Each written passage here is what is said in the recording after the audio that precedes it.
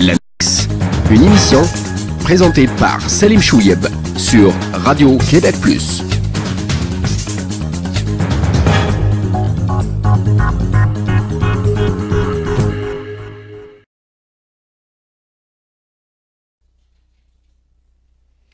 Mesdames et messieurs, bonsoir et bienvenue à l'Index. Un grand merci à tous ceux et celles qui nous suivent de manière assidue sur notre site Radio-Québec Plus. Ce soir, nous allons consacrer l'émission à ce débat qui continue à faire rage ici au Québec et surtout au glissement un peu linguistique et sémantique qu'on commence déjà à observer par rapport à ce débat sur la laïcité et la place des religions ici au Québec.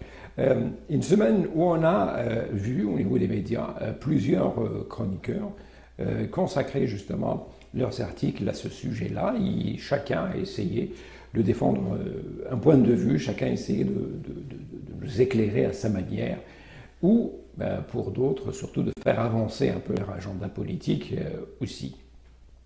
Quand je parle de glissement et linguistique et sémantique, c'est à mon avis quelque chose de très très important. Parce que dans le passé, le débat sur la laïcité, il tournait autour d'une question un peu centrale qui est un peu d'ordre philosophique, c'est-à-dire cette question de la neutralité religieuse de l'État, ou la séparation de l'État et de la religion, donc de l'Église dans le passé et de l'État. Et on nous disait qu'en Occident, généralement, historiquement et socialement, les individus et les sociétés ont fait, à travers leur histoire, le choix de séparer les deux, c'est-à-dire de séparer les religions ou les manifestations religieuses, la pratique de la religion, etc., et les affaires de l'État.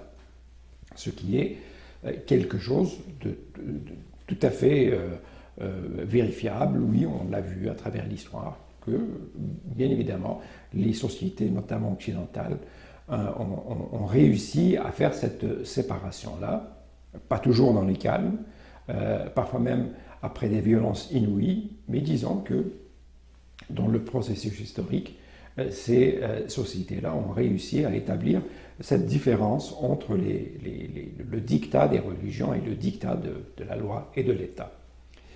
Et on nous disait alors qu'aujourd'hui aussi, pour défendre cette laïcité-là, il faut continuer tout le temps à défendre cette séparation-là, il faut continuer à défendre cette valeur philosophique, si vous voulez, celle de la séparation de l'Église et de l'État. Mais dans les faits, ce que nous avons remarqué, c'est que, comme l'a soulevé Francine Pelletier on y reviendra un peu plus tard dans son article, il y a ce qu'on appelle cette double pensée, où le fait de dire la chose et son contraire, de souffler le chaud et le froid en même temps, d'être honnête et en contradiction flagrante, mais continuer à tenir ce discours. Par exemple, ceux qui défendaient le maintien du crucifix dans le Salon Bleu de l'Assemblée nationale. Et on nous dit, le crucifix est un symbole du patrimoine, ce n'est pas un symbole religieux. Les représentants de l'Église disent non, absolument pas. Le crucifix, c'est la croix, comme on l'appelle communément. C'est un symbole éminemment religieux et qu'il ne suffit pas seulement de dire ça fait partie du patrimoine pour que ça devienne un morceau du patrimoine. Non, c'est un symbole religieux. Et à ce moment-là, ces gens-là qui se retrouvaient dans cette contradiction, celle de dire aux gens « Ah non, nous on ne veut pas voir de voile, on ne veut pas voir de kippa, on ne veut pas voir de turban, etc.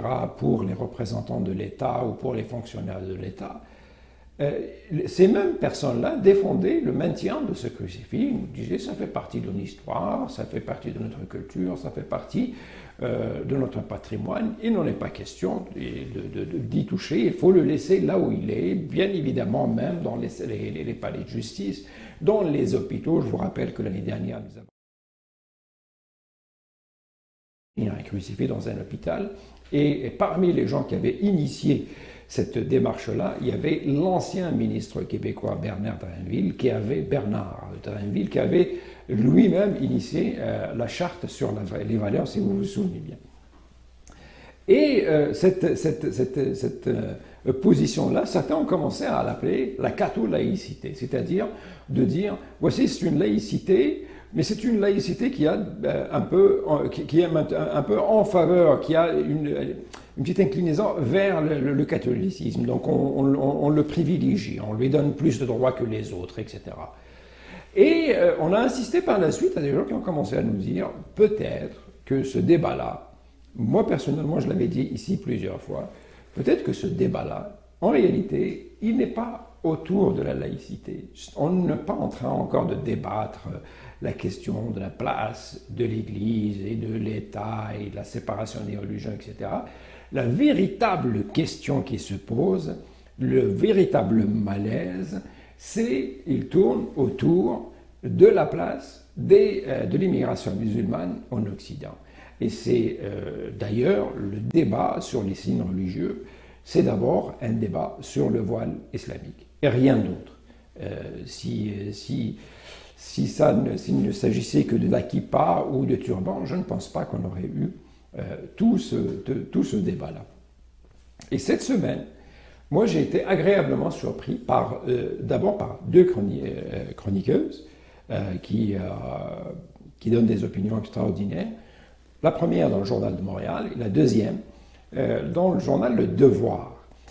La première, c'est José Legault, qui a écrit, justement, qui a invité le Premier ministre du Québec, fraîchement élu, à aller par rapport à cette question-là avec un peu de modération, de ne pas profiter un peu du poids qu'il a par rapport aux résultats des élections pour dire, ah ben moi je vais mettre en application tout ce que je voulais faire au début, puis je vais interdire les signes religieux pour tous les fonctionnaires de l'État qui sont en autorité, plus les enseignants, plus les éducatrices, etc. Et je voulais vous citer un peu un article, une citation de son article qui, à mon avis, exprime parfaitement bien cette hypocrisie autour de ce débat sur la laïcité. José Legault, alors, nous dit, dans cette chronique-là qui avait pour titre « La modération à bien meilleur goût », elle dit « Disons-le clairement, la vue d'une kippa, d'un turban sikh ou d'une petite croix au cou ne préoccupe personne, en Occident et non pas seulement au Québec. Ce qui dérange est le hijab, un foulard porté par une minorité de femmes de confession musulmane. Le hijab déconcerte parce qu'on l'associe à l'oppression des femmes, au prosélytisme ou même à la montée de l'islamisme radical.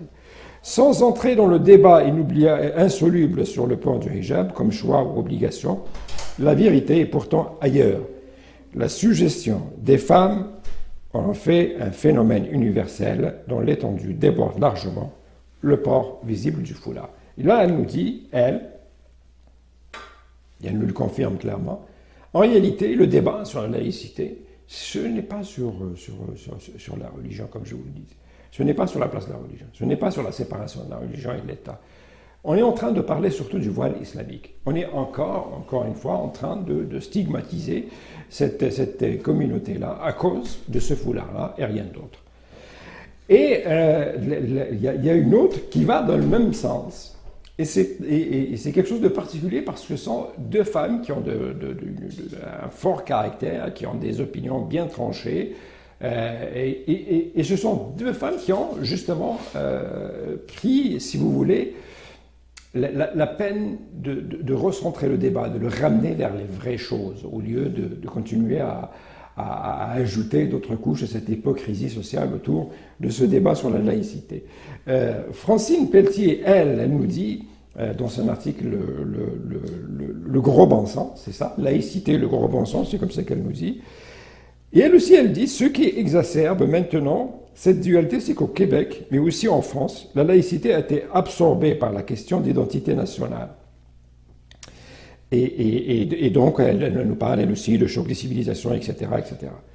Et elle dit, en fait, en ce qui concerne le Québec, soyons clairs, au Québec tout particulièrement, nous avons commencé à parler de laïcité à partir du moment où nous avons eu peur des musulmans.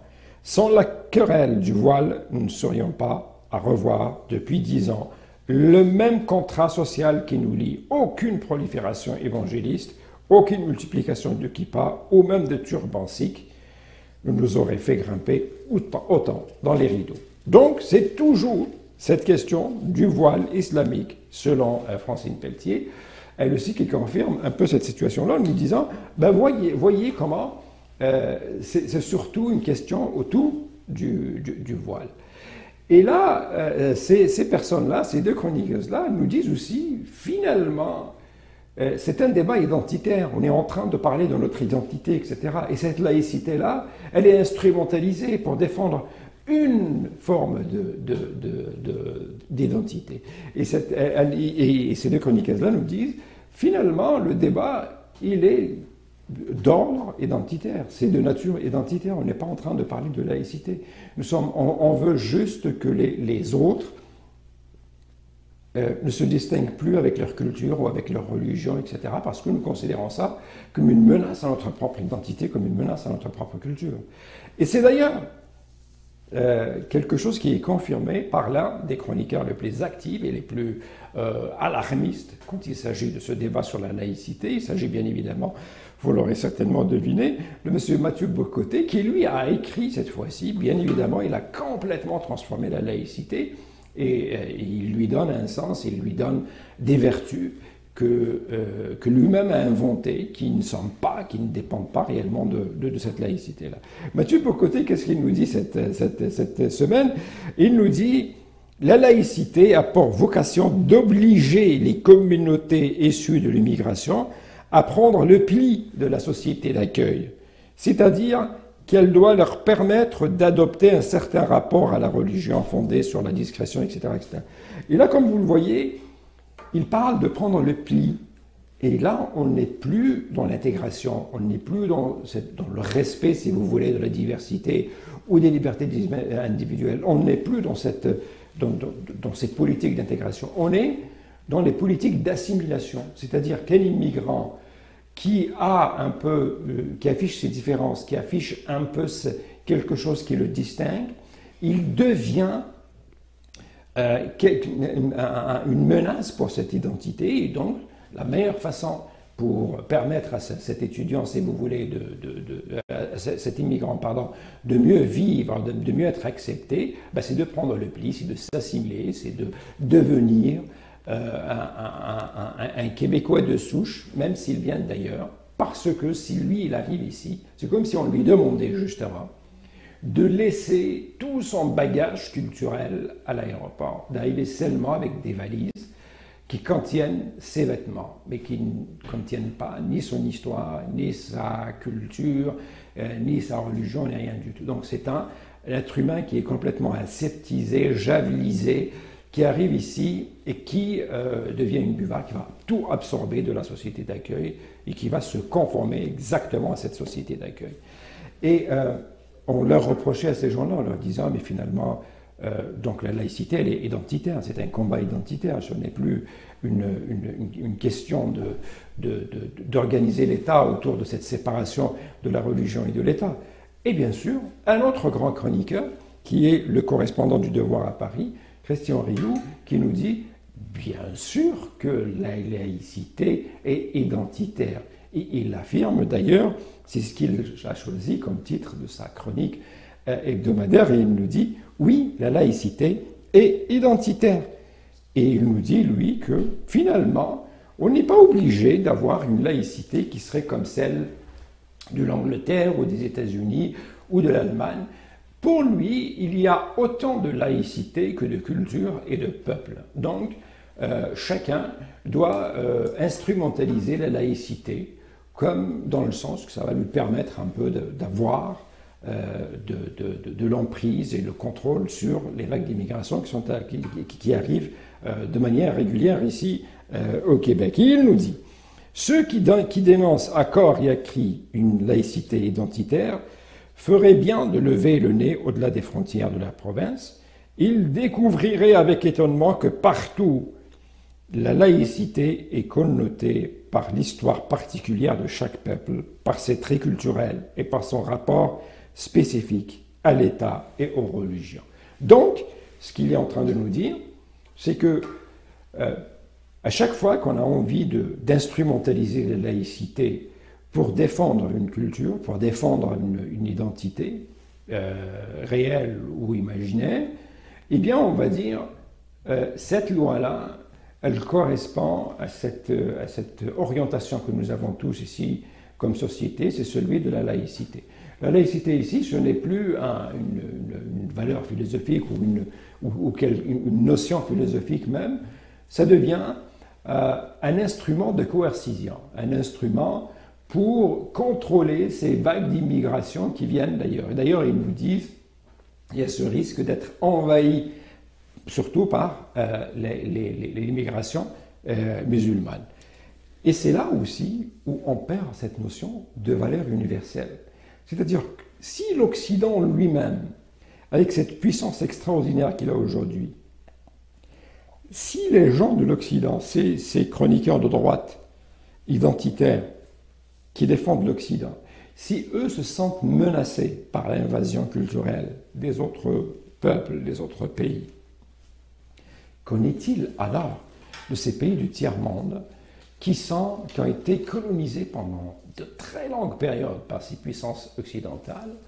Qu'en est-il de ces pays, justement, dont, si vous allez en Afrique aujourd'hui, pratiquement tous ces pays-là ont comme langue officielle la langue française ou la langue anglaise. Ils n'ont même pas eu le temps de développer leur langue nationale.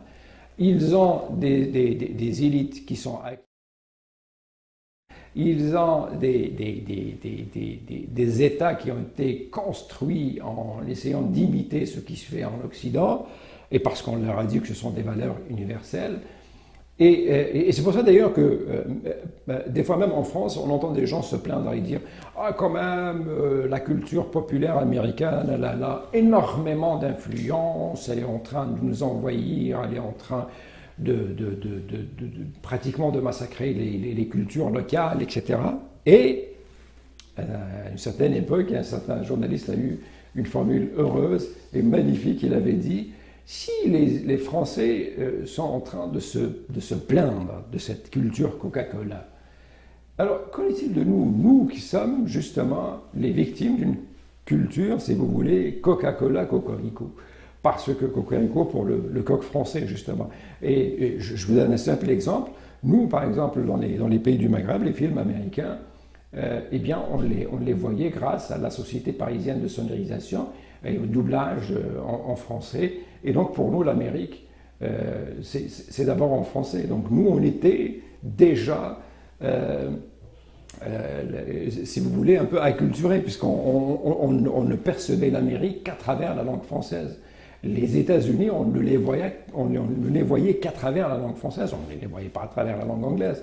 Donc, on voyait les films westerns en français. Et pour nous, c'est comme ça, les répliques étaient comme ça. D'ailleurs, dans certains films algériens, par la suite, dans certains films arabes, qui sont faits en arabe, qu'est-ce qu'on faisait quand on faisait jouer le rôle d'un cow-boy, etc. On le faisait parler en français, comme si les cow-boys parlaient français. Et c'est parce que, justement, il y a cette invasion culturelle, il y a cette invasion civilisationnelle extraordinaire qui étouffe toute émergence d'une culture locale.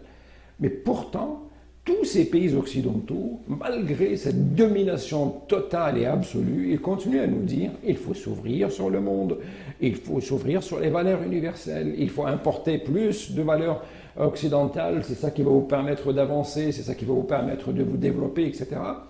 Et c'est vraiment curieux de voir les intellectuels de cet Occident nous dire « Ah, il faut faire attention maintenant que ces pauvres musulmans commencent à venir ici, ils vont nous envahir, et ils peuvent être une véritable menace pour notre identité. » Donc, c'est un peu une hypocrisie crasse à laquelle nous faisons face aujourd'hui, et c'est un peu aussi une vacherie que de dire aux gens qui sont là-bas dans ces pays de tiers-monde, ouvrez-vous sur les valeurs occidentales, ouvrez-vous sur les valeurs de la laïcité, alors qu'ici vous êtes en train de nous dire la laïcité c'est l'identité, donc excusez-nous, mais il y a qu'on n'arrive plus un peu à vous suivre.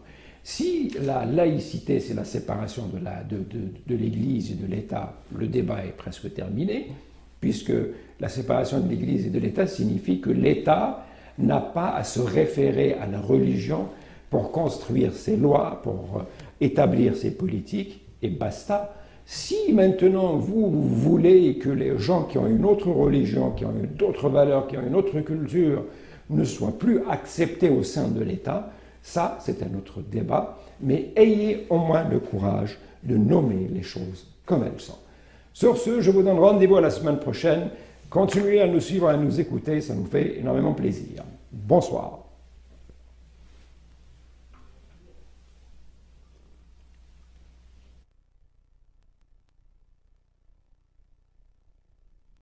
L'Annexe, une émission présentée par Salim Chouieb sur Radio Québec+.